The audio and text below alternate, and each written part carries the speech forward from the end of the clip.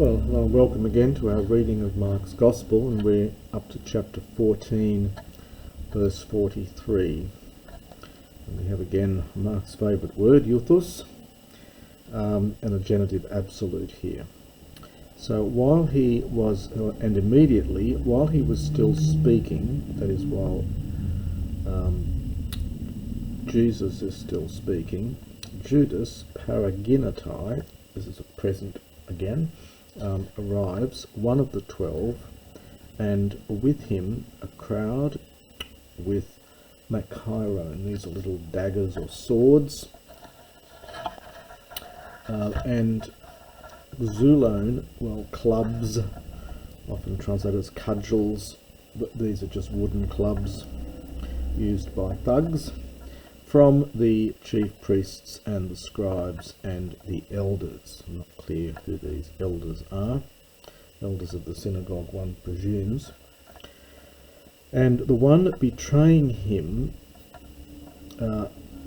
had given, so this is a pluperfect without the augment here in 44,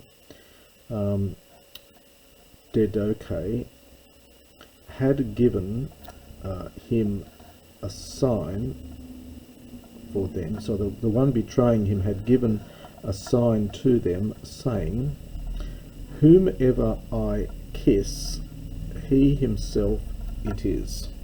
So it is he, it is the very one whomever I will kiss. Now phileo, of course, often means love, but it also has the meaning of kiss in both, more so in classical Greek, but also in the New Testament. So whomever, so he is the one whomever I kiss. Take hold of him and depart asphelos, well, something like securely, apagata, lead him away, asphelos, securely, or under close guard perhaps. So lead him away safely.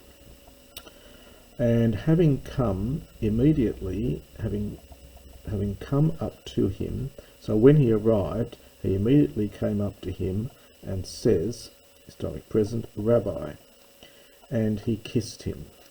So we get a stronger form, filio, which not really a great deal of difference between filio and catafilio here, and catafilio. And he kissed him, and they, literally ebelon, they cast against him their hands. So they raised their hands against him and they arrested him. They took control of him from Kratio. And, well, including the tis, a certain one of those standing beside him, Spasamenos, having drawn the aorist participle from spao, having drawn his dagger, his machiron, or his sword, he struck the servant of the chief priests and cut off his ear. This is from Aphirio. So removed his ear. And Jesus, having answered, said to them, "Have you come out as against a robber, a lastan, a thief or a robber, with swords and clubs, sullabain, to arrest me?" Now, sullambano is a word with a huge range of meanings. It can mean to be pregnant. It's got a whole and it can also mean to arrest, which is the meaning here. So have you come out to seize me, to arrest me? Daily I was, past tense from Amy, beside you in the temple, teaching, and you did not lay hold of me. But in order that the scriptures might be fulfilled. So we have to understand that this has happened in order that the scriptures might be fulfilled. We just get a bald hinna here. And having left him, all of them fled. Ephugon aorist from fugo. Kai Neoniskos, and a certain young man was following along with him.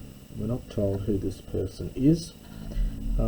Peribeblemenos, so having cast around himself a Sidona, Now, a sidone is a linen cloth. It is used in classical Greek to describe a fine garment. It's probably a loan word from somewhere. So having clothed a fine garment literally upon his nakedness, and they grabbed hold of him. They took hold of him. And he, having left the linen cloth, he fled Gumnos naked. And there's variant reading there. And they led Jesus away to the chief priest, and all the chief priests and the elders and the scribes, all of them sun erkatai, come together, still present. And Peter followed him, it's aorist, from afar, apomacrothen. We've seen that idiom several times in Mark, until, understand, they were inside into the courtyard of the chief priest. So until they came into the courtyard of the chief priest,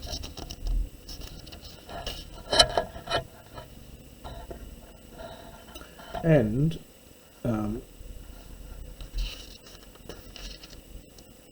the chief priest, and he was sitting together, this is Peter, with the huberaton, well, this simply means the servants, and he was warming himself, this is middle, it's a good use of the middle here, middle participle, so warming himself, it's reflexive, in the direction of the light, so at the fire, presumably. And the chief priests and all of the Sanhedrin were seeking a witness against Jesus, then aistop plus the infinitive, articular infinitive here for purpose, so as to put him to death. So it takes an accusative and infinitive here after aistop, with the purpose of putting him to death, but they did not understand anyone. For many were bearing false witness against him. This is imperfect here, from pseudo-martyrio, in order that, and their witnesses were not was not consistent, literally equal. So their evidence was not consistent. And certain ones, Anastantes, having stood up, were bearing false witness against him, saying, hoti recitative, we heard, and it takes a genitive, him saying, participle, genitive participle, here agreeing with our two, hoti recitative, I will loose to the ground, I will pull down this temple, and I will make the temple made with hands, kaira poieton, that kera, the hand, and the poia root, this temple made with hands, and after 3 days, oikodome, so I will build another, a kaira poieton, not made with hands. And kai ude hutos autain, and not even then, not even thus, was their evidence, was their witness, equal, so consistent. And the chief priest having stood up in their midst, he asked Jesus, saying, there's that epirata, a verb we've had many times, do you not hear, and he asked Jesus, saying, do you not answer anything? Literally, do you not answer nothing? So do you not give any answer? Why do they bear witness against you? And he was silent from sio pao, this is the imperfect, so he was keeping his silence, and he answered nothing.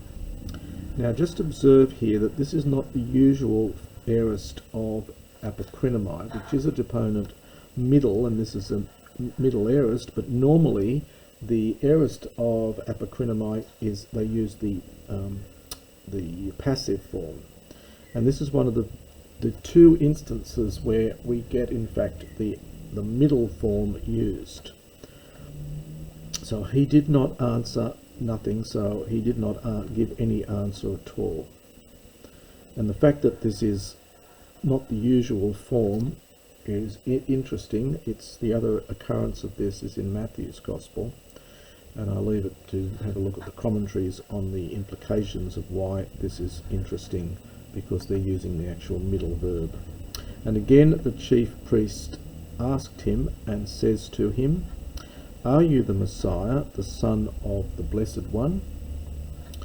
And Jesus said, "Ego eimi," which of course is quite a poignant reply to make, being the name of Yahweh in the Old Testament. So ego eimi, I am, and he now gives a quotation, and you will see the Son of Man sitting at the right hand of power and coming with the clouds of heaven. And I'll finish that section there.